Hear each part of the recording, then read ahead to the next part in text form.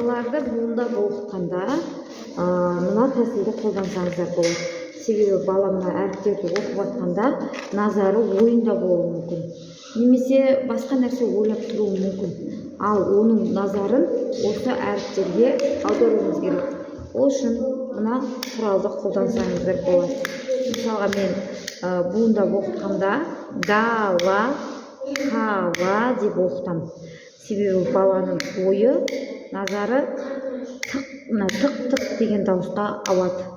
Мысалға біз психологтарды көргенде де олар мынандай тәсілді қолданып жатады ғой.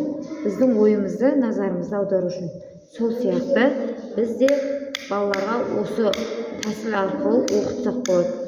Балаларға әрі қызық, әрі өзіңізге пайдалы.